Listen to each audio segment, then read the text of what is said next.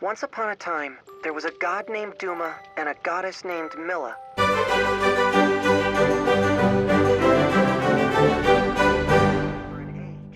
Hello Nick, how are you doing today, mate? I'm alright, Chris. How are you doing, my old mucker? Not too bad. Not too bad at all. So we're here to talk about the new Fire Emblem game, Fire Emblem Echoes Shadow of Valentia. Is that pronounced right? That is correct indeed. I would have pronounced it Valentia, but they actually do say Valentia in game. I was thinking which one to go for.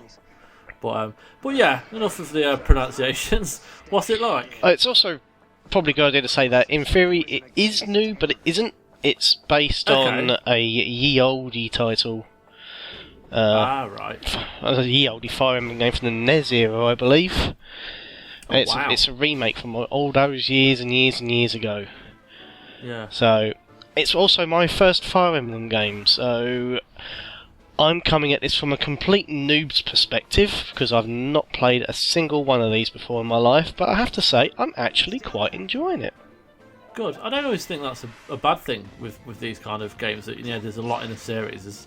I quite enjoy coming into a series like completely new and not really knowing what to expect because you'll see it from a different perspective without rose tinted glasses on. Because if it isn't very good, you could see that it isn't very good. So you haven't got like a tie to the series, so you feel like you have to be nice about it. So so what's it about? Well, I would say you're playing a boy called Arm and also his lady-in-waiting, the unfortunately named Celica, who has exactly the same name as a car made by Toyota.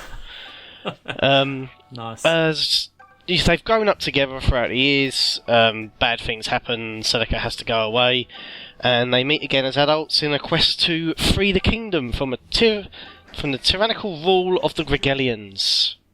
Oh, right, okay.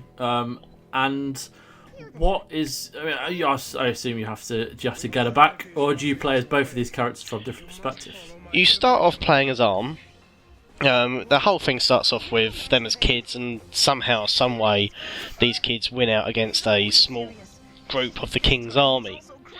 Yeah. And then in the future, Celica's gone away. Arm's now joining an army and marches towards the capital. Upon reaching the capital, control then goes to Celica, and then Celica then works her way to the same point, at which point the game then diverges into the two. So you can play part of it as Arm, part of it as Celica, as they go off on different paths. Yeah. Which is quite interesting, until you get to the point where certain areas of the map constantly spawn enemies, and they will follow the path down until they get to the last free spot. So at which point you have to keep fighting with one until you get to the point you can stop them from spawning, and then fight with the other one too, and so on and so forth, to make sure that you're not constantly coming up against a roadblock on your way. Yeah. And what is the combat like? 'Cause it's tactical RPG. So is it like typical JRPGs, or is it like a kind of like a board where you move the pieces in that kind of way? How does it work? Or is there any action elements? It's to it? not like Final Fantasy Tactics or Disgaea or anything like that. The two armies stationed at different areas of the screen. Sometimes you might find your units more spaced out, but you're generally in like a clump at the bottom, and you've got to strategically place yourself in the map to make sure you've got the advantage over the enemy. You can either rush into attack if you want, but the idea is that you use the terrain to make sure that when the little battle sequences happen, your units have got the advantage over the enemy. So you maneuver them into trees to make sure that the foliage is preventing their attacks from being more accurate, or move to higher ground so they find it harder to hit you, whereas it's easier for you to hit them. And then you've got to make sure your guys are equipped with the right gear. But what generally tends to happen is you'll move your units into place, or one of you will attack. Either you will attack them or they'll attack you, and the little cute little things will sort of come together, and then the camera will zoom down. And this is actually quite nice how it goes from a 2D to 3D. It's almost seamless the way it sort of blurs in, and the 3D arena comes up. The characters enter the arena. and they fight, and then the camera zooms back out. The whole process takes approximately 10-15 seconds, and it's quite nice the way it does it. You can turn that animation off if it's not for you. I wouldn't be surprised if it isn't, because the graphics in it are quite ugly, but I quite like watching them having this little slug out, despite the fact it doesn't take very long. Yeah, I mean, what's the learning curve like? Can you? Well, obviously, you are playing it from like a new person's perspective. But what's the kind of difficulty levels like? Are the fights? Do they kind of gradually get harder, or are they always kind of a consistent level? It all depends on kind of how you play The it. start of the game is quite easy. You're introduced to how things work very, very slowly, how the units all level up, and how you should position yourselves to make sure you're getting the best out of everything, making sure that your units are spaced adequate distance away so they can attack without getting attacked themselves. It's introduced very granular like that, until you get to about halfway in, where there's this really steep difficulty spike. At which point, it's an idea to try and find a way to grind, but there's no hard and easy. There's no easy way to do this. I was about to say hard and fast, but I really see when you're grinding, want it easy and fast. Yeah, but I mean, so the combat is quite interesting. Well, the tactics are quite interesting. Are there any different variables in battle that kind of throw you off, or is there any kind of sudden changes in fights that can kind of take them in an interesting turn, or are they kind of quite standard fights? Like you have a go, the opponent has a go, and it's like is it more like a game of chess, or is it? Are there quite a lot happening? Yeah, it's in that second half where you'll end up against enemies that can spawn more units as you fight. You'll look at their rating and you'll think to yourself, oh, I can take them.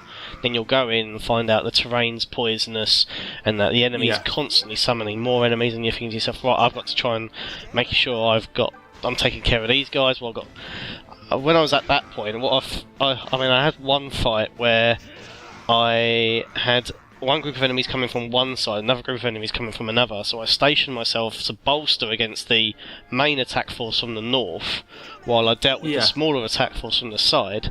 And once I took the ones out at the side, I could then slowly start my push north. And there are many times like that. There was another section where I was able to summon extra units as well, and what a lot of the enemy AI does is it homes in on the weaker units first. Okay. So these units that I can summon are the weakest, so as a result all these units that are being spawned are going after them, giving me the option to then send another set of units around the side to attack the enemies at the top. Because once you take out the big bad guy who's summoning the enemies, all the extra ones that he summoned disappear, which makes things considerably easier. So making sure you've got a decent small group that can survive attacks if that tends to happen, and get in there and win the fight for you. Is imperative, really. And I mean, I mentioned this in our chat about a week or so ago, and there are times when it sort of reminds me of Football Manager, where you're making sure you got your stats right down to the little nitty gritty, and making sure you got the right tactics in. And there are times when I've been playing Football Manager that remind me of while I'm playing this, where once I've managed to pull it off, I really am fist pumping and going, yeah, I did it. And it really does elicit that sense of reward when you actually manage to pull it off. Yeah. It is very good like that. That's great. So you're definitely enjoying it, more than you thought you might, or did you kind of have an inkling that you were going to like it anyway? I've looked at Fire Emblem a few times and thought to myself, strategy RPGs not for me. I've tried this, I've tried that. I mean, but I had this same attitude with first-person shooters, and then Destiny came along and blew me away. So I probably need to get out of that way of thinking. But I've picked it up, and I'm really pleasantly surprised with how much I'm enjoying it. Brilliant. Well, you can read Nick's review on GodIsAGeek.com, which I suggest you do, because it sounds like there's a lot to it. So there'll be a lot of stuff you're going to want to read about. Thanks for joining me, mate. No problem, Chris. Thank you very much for having me. Also, no problem, mate. And take care, everyone. Thank you.